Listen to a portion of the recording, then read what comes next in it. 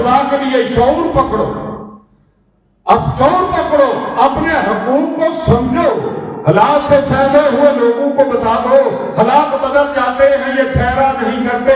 देखा है जागी हुई कौमों को अक्सर वो हक छीन लिया करते हैं, मांगा नहीं करते।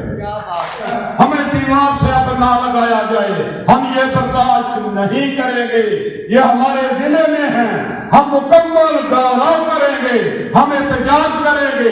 जिन्हें मरना नहीं आता उन्हें जीना नहीं आता। मेरा कातिल रहज़न है, मेरा रहबर मुनसफ है, मेरा कातिल कह दूं तो बगावत है, सह जाऊं तो क़यामत है।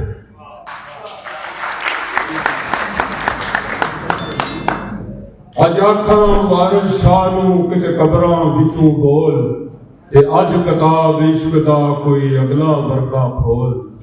एक रोई सी धी पंजाब दी तू लिख लिख मारे बैण, अज लखा धीआं रोंदियां तेनू वारिस शाह नूं कहण।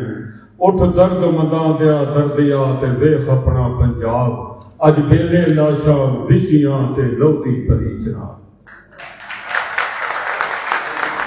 मुख्तसर वक्त में ज्यादा टाइम नहीं लेना चाहता, मैं अपने मौक़िफ़ पे आता हूँ। 2 मिसालें बयान करूंगा। मैं हुकूमत से खिताब तो नहीं करता, ये पैगाम मैं उन्हें जरूर देता हूँ। खामोश है इसलिए कि बरहम न हो जमाने का निजाम, खामोश है इसलिए कि बरहम न हो जमाने का निजाम। वो न ये समझे कि हम में क़ुव्वत इज़हार नहीं। हमारी गंदों पे डाका डाला गया, हमने बर्दाश्त किया, हमारे बच्चों की रोजी सल्ब कर ली गई, हमें मकरूज कर्जों में डबो दिया गया, हमने बर्दाश्त कर लिया। हमारी चावल की फसल पर डाका डाला गया, हमने बर्दाश्त कर लिया। हमारी कपास की फसल पर डाका डाला गया, हमने बर्दाश्त कर लिया। अब ये डाकू जो रहीम यार खां की नेल फसल गन्ना है, उस पर डाके के लिए छुरियां पेश कर रहे हैं। और याद रखो, खौफजदा बिल्ली शेर की आंखें नोच लिया करती है। हमें दीवार से अब ना लगाया जाए, हम ये बर्दाश्त नहीं करेंगे, ये हमारे जिले में है, हम मुकम्मल गौरव करेंगे, हम एहतजाज करेंगे, हम पूरा फेस अपने हक के हकूक की हम पासदारी करेंगे, हम अपने बच्चों की रोजियां को अब नहीं करेंगे। तो 2 मिसालें बयान करता हूं। एक तो ये है, वो कहते हैं बादशाह ने कहा कि मेरी कौम का मुराद चेक करो, इनमें कोई हुर्रियत है या बेहिस मुर्दा हो गई। तो उसने एक टैक्स लगा दिया, एक पुल पर एक संगल लगा दिया कि जो आदमी यहां से गुजरे वो 10 रुपए दे। तो शाम को पूछा, किसी ने एहतजाज किया, कहा किसी ने नहीं पूछा, हर कोई दूर से जेब से 10 रुपए निकाल कर लिए आता है। उसने कहा सुबह 100 रुपया कर दो, 100 रुपया देते चले गए, उसने 200 कर दिया। फिर बादशाह ने पूछा क्या मसला है, कोई आदमी एहतजाज नहीं करता, कौम तो मुर्दा हो गई, ये बेहिस हो गई, एक उसको जो एहसास तक ही नहीं रहा, ये कैसे कैसे लगा जा रहे, ये क्या हमसे वसूल किया, किस वक्त में वसूल किया जा रहा है। तो उसने कहा ऐसा करो, इनको 10 जूते भी साथ लगाओ, शायद इनमें थोड़ी सी एक हरकत पैदा हो जाए, कोई हुर्रियत गैरत पैदा हो जाए। तो दूसरे दिन वो जो आदमी जाता 200 रुपए और उसको 7-10 जूते भी लगाए जाते। आखिर बोलू कहा अब भी नहीं बोलते, अब भी खामोश होते हैं, दूर से ही सवाल उतार कर लेट जाते हैं। तो बादशाह ने कहा क्या खुद कचहरी लगाई कि अब देखे क्या करते हैं, लोगों में कोई तो हुर्रियत वाला बोलेगा। तो जब बहुत बड़े मजमे में बादशाह ने बार बार पूछा किसी को कोई शिकायत है, कोई शिकायत है, तो एक आदमी खड़ा हुआ। तो बादशाह ने कहा शुक्र है इतने बड़े मजमे में एक तो हुर्रियत पसंद है। उसने पूछा क्या मुतालबा है तुम्हारा। उसने कहा बादशाह सलामत, ये जूते मारने वाले बढ़ा दिए जाए, हमें लहर में लगना पड़ता।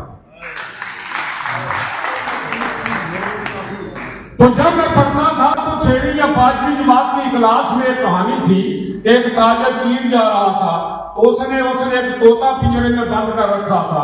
तो उसने तोते से पूछा کہ میں چائنا جا رہا ہوں، وہاں طوطے بڑے ہوتے ہیں، تیرے بڑے بھائی برادری قبیلہ وہاں رہتا ہے، تو کوئی پیغام؟ تو اس نے طوطا جب یہ اس نے بات کی، طوطے نے اس نے جب سلام کیا تو اس نے کہا ان سے کہنا کہ میں پنجرے میں بند ہوں۔ وہ ادھر جب چین کے طوطوں نے سنا کہ ہمارا ایک بھائی پنجرے میں بند ہے، تو ایک طوطے نے چیخ ماری اور مر گیا۔ اس آدمی سوداگر نے آ کر اپنے بند طوطے پنجرے والے کو کہا کہ میں نے ایسے ایسے نام لیا تھا کہ تو پنجرے میں بند ہے تو تم آزاد ہو۔ تو ایک طوطے نے چیخ ماری اور مر گیا، تو یہ جب وہ تیرا بھائی تھا، تو یہ بات سن کر اس طوطا جو پنجرے میں بند تھا اس نے چیخ ماری اور الٹا ہوا وہ بھی مر گیا۔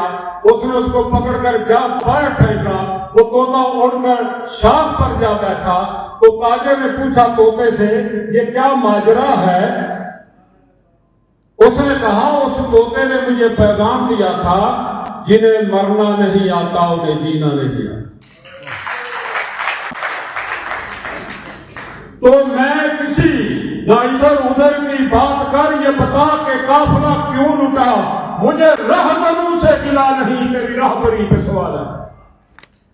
مجھے حکومتوں سے گلا نہیں، وہ تو رہزن ہوتے ہیں، انہوں نے اپنی دکانداری کرنی ہوتی ہے، انہوں نے ہر ہتھکنڈا استعمال کرنا ہوتا ہے، جو لوگ انہیں سپورٹ کرتے ہیں اور انہیں دیتے ہیں پیسے، انہیں بلائی کرتے ہیں، ہمارا خون انہیں پلایا جاتا ہے، پلایا جاتا رہے گا۔ ہم نے اپنے خون کی اپنے تحفظ کی خود حفاظت کرنی ہے۔ تو جو کسان، میں آپ کے پلیٹ فارم سے مشکور ہوں، حاجی صاحب کا زیادہ نام نہیں لیتے، جتنی خدمات ان کی ہے کسانوں کے لیے، ان کے لیے کوئی مشکل کھڑی نہ کر دے، لیکن بخاری صاحب ہیں، چودھری یاسین ہیں، چودھری نصیر وڈائی صاحب ہیں، اور خصوصی طور پر مشکور ہوں میں کھوکر صاحب کا، ہمارے پذیرائی کے لیے، ہمارے دکھ کے مطابق کے لیے، ہماری مددی کے لیے تشریف لاتے ہیں، کہ سارے لوگ اپنے مسائل پر چلتے ہیں۔ ان کسانوں کے لیے میرا پیغام ہے، اور یہ میرا کٹ کر کے ان کو غیر کریں جو اپنا تماشا خود دیکھ رہے ہیں، جو خود اپنے ہی تماشائی ہیں، جو صرف گدھے کی طرح محنت کیے جا رہے ہیں۔ ملک کون کھا رہا ہے؟ یہ ہماری فصلیں کون کھا رہا ہے؟ یہ کدھر جا رہی ہیں؟ یہ کیا ہو رہا ہے؟ وہ گدھے کی طرح خاموش، وہ محنت پہ کیا جا رہا ہے، اس کو کوئی غرض نہیں یہ ہمارے ریٹ کون بڑھ رہا ہے، کیا کر رہے ہیں، کیسے ہو رہا ہے۔